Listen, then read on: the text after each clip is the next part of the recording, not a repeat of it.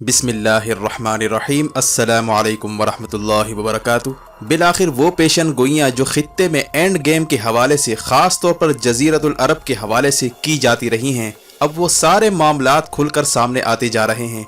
दुनिया भर के दिफाई हलकों से खुफिया तरीन रिपोर्ट्स निकल कर आ रही हैं कि यूएई को शाम बनाने की तैयारी हो रही है और अनकरीब यूएई पर उसी तरह मिसाइल हमले होने जा रहे हैं जैसे सऊदी अरब पर हौसी बागियों के जरिए करवाए जाते रहे हैं, जिसके बाद यूएई की तबाही का आगाज हो सकता है। जबकि इसे डील ऑफ दी सेंचुरी के बाद इसराइली खुफिया एजेंसियों की यूएई में खुफिया आमद के साथ भी लिंक किया जा रहा है और एन इन हमलों से कबल इंडियन आर्मी चीफ का यूएई और सऊदी अरब का दौरा करना और डिफेंस पैक्ट की कोशिश करना भी इसी सिलसिले की कड़ी समझा जा रहा है। सवाल ये पैदा होता है कि आखिर बैनुल अक़वामी दिफाई तज्ज़ियाकार यूएई को दूसरा शाम क्यों करार दे रहे हैं, यूएई अगला हदफ क्यों बनने जा रहा है और कौन सा खुफिया प्लान इस वक्त बैनुल अक़वामी थिंक टैंक्स में डिस्कस हो रहा है। मज़ीद तफसीलात में जाने से पहले असलियत टीवी को सब्सक्राइब करते हुए बेल आइकन पर क्लिक करें ताकि हर आने वाली वीडियो का नोटिफिकेशन आपको बर वक्त मिल सके। नाज़रीन कराम, बिलाखिर अरब ममालिक की इसराइल के साथ होने वाली नॉर्मलाइजेशन के बाद अब खुफिया मिशन को अमली जामा पहनाने की तैयारियां की जा रही हैं, जिससे उम्मत मुस्लिमा को हर सूरत मोहतात रहना होगा। बैनुल अक़वामी थिंक टैंक की खुफिया रिपोर्ट के मुताबिक अनकरीब अब यूएई को दूसरा शाम या दूसरा अफगानिस्तान बनाने की तैयारी हो रही है, जिसका आगाज 27 नवंबर को ईरानी साइंसदान के कत्ल से हो चुका है।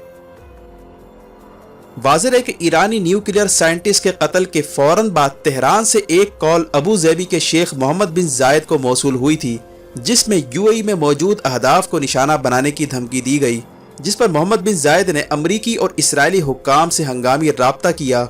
जबकि इस सूरत हाल में यूएई के वजीर खारजा अनवर गरगाश ने गैर मामूली बयान दिया कि डील ऑफ दी सेंचुरी खतरे में है और खित्ते में जंग यूएई समेत कई ममालिक को अपनी लपेट में ले सकती है। जबकि इससे कबल दिसंबर 2017 में हौसी बागियों ने यूएई के एयरपोर्ट को मिसाइल हमलों से निशाना बनाया था और इस खबर को दबाने की भी हर मुमकिन कोशिश की गई। बिलाखिर 2019 को अल अरबिया वेबसाइट को इसकी फुटेज रिलीज करना पड़ी।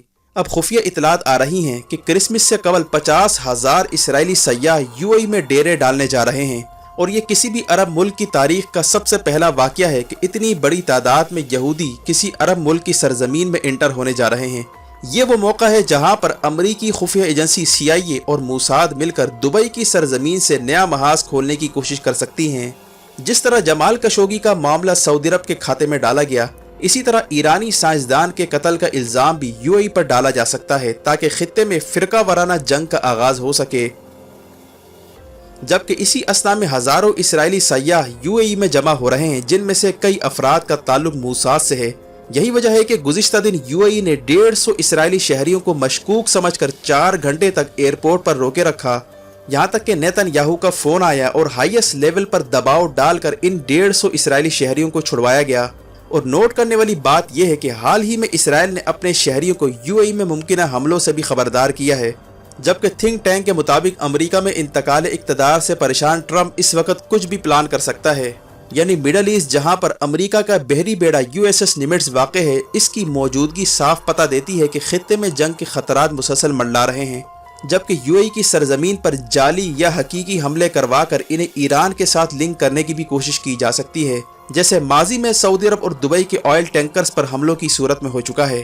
और अमेरिका या इसराइल जवाबी कार्रवाई के तौर पर यूएई की सरजमीन इस्तेमाल करेंगे ताकि यूएई की सरजमीन बाकायदा मैदान जंग बन जाए।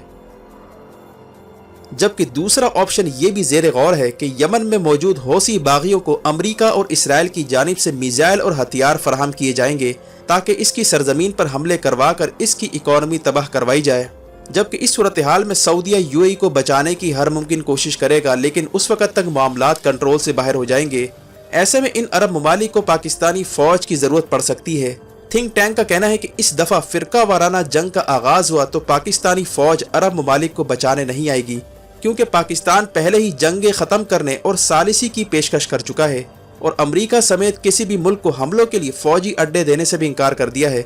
इसीलिए इसराइल और इंडिया अरब कंट्रीज़ को ये यकीन दिलाना चाहते हैं कि जंग की सूरत में ये ममालिक अरबों के साथ खड़े होंगे और इन्हें डिफेंड करेंगे। इसीलिए इस सारे खेल से पहले इंडियन आर्मी चीफ सऊदी अरब और यूएई के दौरे कर रहा है और यूएई को आकाश मिसाइल डिफेंस सिस्टम देने की भी ऑफर की है ताकि डिफेंस मुआहदा करके किसी तरह यूएई और सऊदीया को जंग में धकेला जाए और मिडल ईस्ट में फिरका वराना जंग की आग भड़काकर अरब ममालिक को तबाही से दोचार किया जाए ताकि डील ऑफ द सेंचुरी की आखिरी शिक यानी थर्ड टेम्पल की बुनियाद रखी जा सके। यही वो खतरात हैं जिनसे पाकिस्तान अरब ममालिक को मुख्तलिफ चैनल से आगाह करता रहा है और इसराइल और इंडिया के ट्रैप में आने से खबरदार करता रहा है। ये बात याद रहे कि जब भी सऊदी अरब पाकिस्तान या तुर्की के करीब आने की कोशिश करता है तो मिडल ईस्ट में तेल की तंसीबात को अचानक से निशाना बनाया जाता है, चाहे हौसी बागियों के मिसाइल हमले हों या तखरीबी कार्रवाइयाँ हों, ताकि इन ममालिक को पाकिस्तान और तुर्की के साथ इत्तेहाद से बाज रखा जाए। लेकिन अब खुफिया रिपोर्ट्स ये बता रही हैं कि अब की बार यूएई का नंबर लगने जा रहा है। यही वजह है कि वजीर आज़म इमरान खान ने इक़्तिदार में आते ही पूरी कोशिश की कि फिरका वाराना जंगे खित्ते से ख़त्म करवाई जाए, वरना ये आग पूरे खित्ते को लपेट में ले सकती हैं। पाकिस्तान ने तो अपने आप को इस आग से महफूज रखा, लेकिन अरब कंट्रीज इनके ट्रैप में आते जा रहे हैं और आज ये खदशात दुरुस्त होते जा रहे हैं। जबकि मोहम्मद बिन सलमान की गलत पॉलिसियों के बाद किंग सलमान को अब आगे आना पड़ रहा है और सऊदी अरब की सिमत को दुरुस्त करना पड़ रहा है। जबकि इसराइल के साबिक सऊदी इंटेलिजेंस चीफ ने इसराइली वजीर आज़म नेतन्याहू को झूठा शख्स भी करार दिया था। यही वजह है कि Israel deal of the century की आड़ में अब यूएई में सयाहों के रूप में अपने कारिंदे भेजकर डेरे डालने जा रहा है ताकि यूएई की सरजमीन को इस्तेमाल किया जाए। जबकि इन सब के रास्ते में पाकिस्तान और तुर्की बड़ी रुकावट है।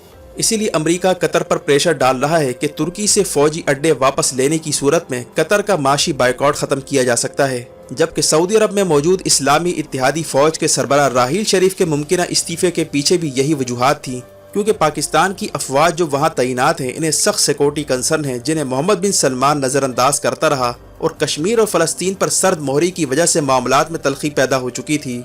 जबकि यूएई की जानिब से पाकिस्तान के वर्क वीज़ों पर गैर एलानिया पाबंदी लगना, जिसकी वजह आज तक यूएई की जानिब से नहीं बताई गई, ये भी यूएई और इसराइल के दरमियान तयशुदा डील का अहम तरीन हिस्सा है, जिसके तहत डील ऑफ द सेंचुरी के मुखालिफिन को खित्ते से निकाला जाएगा।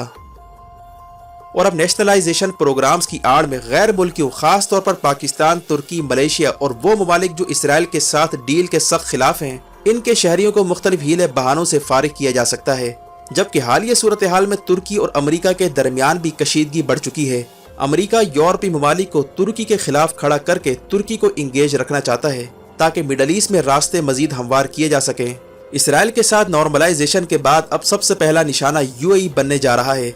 यूएई का ख्याल था कि नॉर्मलाइजेशन के बाद इसकी इकोनॉमी बूस्ट कर जाएगी, लेकिन अब मुख्तलिफ थिंक टैंक्स की रिपोर्ट आ रही हैं कि अब यूएई की सरजमीन पर आने वाले दिनों में इराक, शाम और लीबिया जैसी सूरत हाल देखने में आ सकती है और इसके लिए यूएई की सरजमीन पर बड़े हमले करवाए जा सकते हैं।